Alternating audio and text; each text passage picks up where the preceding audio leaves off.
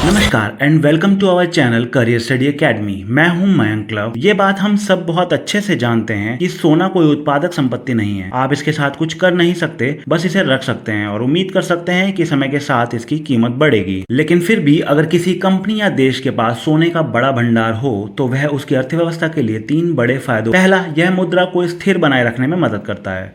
दूसरा, यह महंगाई के खिलाफ एक सुरक्षा कवच का काम भी करता है। और तीसरा, किसी देश के संकट के समय यह नकदी यानी लिक्विडिटी का स्रोत भी बन सकता है। भारत ने हाल ही में एक बार फिर पूरी दुनिया को चौंका दिया है, लेकिन इस बार वजह सैन्य ताकत या अंतरिक्ष मिशन नहीं, बल्कि उसकी आर्थिक समझदारी और गोल्ड रिजर्व व फॉरेक्स रिजर्व में किया गया ऐतिहासिक प्रदर्शन है। भारत अब गोल्ड रिजर्व के मामले में दुनिया का 7वां सबसे बड़ा देश, जबकि सिर्फ 2024 में वह 9वें पायदान पर था।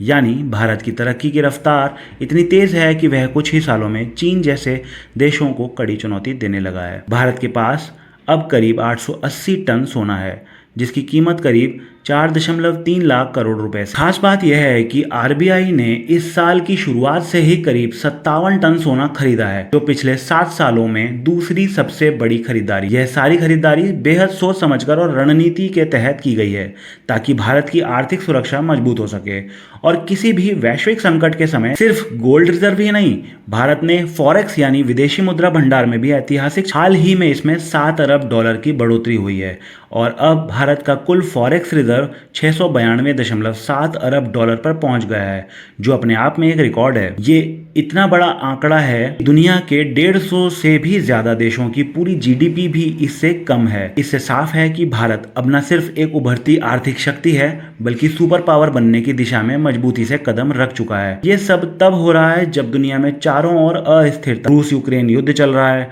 पश्चिम एशिया में तनाव है, भारत पाकिस्तान और भारत चीन के रिश्ते ठीक नहीं हैं, लेकिन भारत ने चुपचाप बिना किसी शोरगुल के आर्थिक मोर्चे पर जो तैयारी की है वह अब रंग दिखा रही है।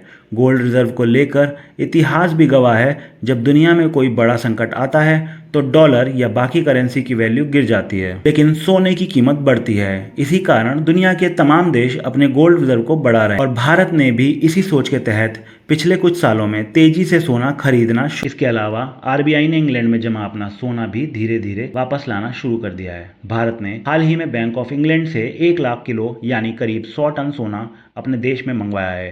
पहले ये सोना सुरक्षा कारणों से इंग्लैंड में रखा जाता था और भारत हर साल बैंक ऑफ इंग्लैंड को उसकी रखवाली के लिए पैसे देता था, लेकिन अब भारत आत्मनिर्भर बन चुका है और उसने अपने ही देश में यह सोना रखना शुरू कर दिया है।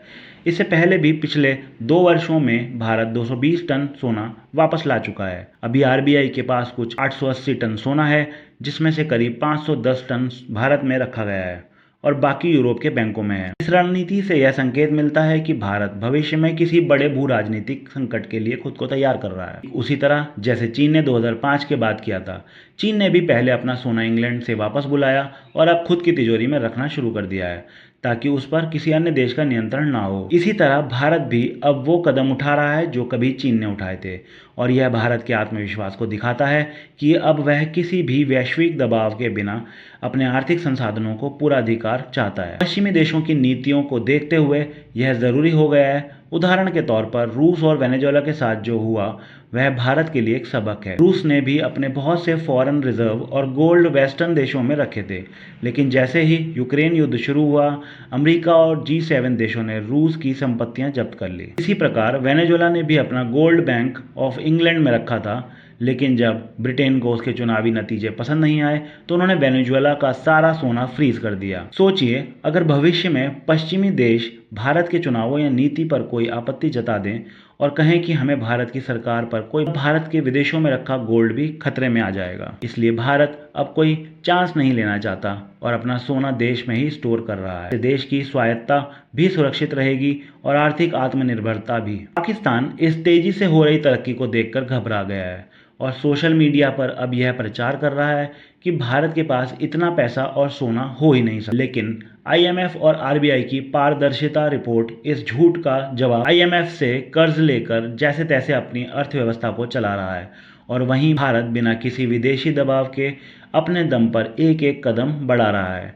भारत की यही रणनीति अब अंतर्राष्ट्रीय मंचों पर उसकी ताकत बन चुकी है। आज दुनिया भारत की सुनती है, विदेशी निवेशक भारत को सुरक्षित और स्थिर मानते हैं और रुपए की स्थिरता भी डॉलर के मुकाबले स्थिर बनी हुई है। यही नहीं, अगर भारत का गोल्ड रिजर्व 1000 टन के आंकड़े को पार करता है तो वह दुनिया के टॉप 5 गोल्ड होल्डिंग देशों में पहुंच सकता है।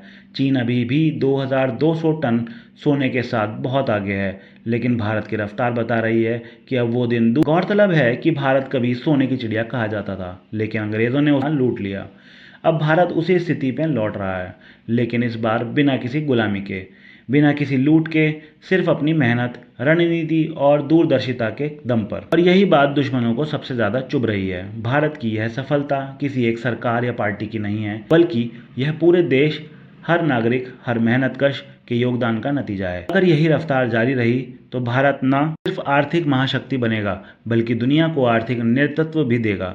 आज का भारत सपनों में नहीं, बल्कि आंकड़ों और तथ्यों में सुपर पावर बनने की ओर बढ़ रहा है। और अब वक्त है कि हर भारतीय को इसकी सफलता पर गर्व हो और पूरे आत्मविश्वास के साथ कहा जाए, भारत फिर से सोने की चिड़िया बन चुका है और इस बार इसके पंख कोई नहीं काट। उसके लिए कमेंट बॉक्स में भारत और आरबीआई दोनों को बधाई ज़रूर दें और इस जानकारी को एक लाइक के साथ अपने दोस्तों तक शेयर ज़रूर करें, ताकि उन्हें भी पता चले कि भारत कितनी तेज़ी से तरक्की कर रहा है। ऐसे ही और नॉलेजेबल अपडेट्स पाने के लिए चैनल को सब्सक्राइब करें और बेल आइकन को ऑल पर सेट करना बिल्कुल ना भूलें। धन्यवाद।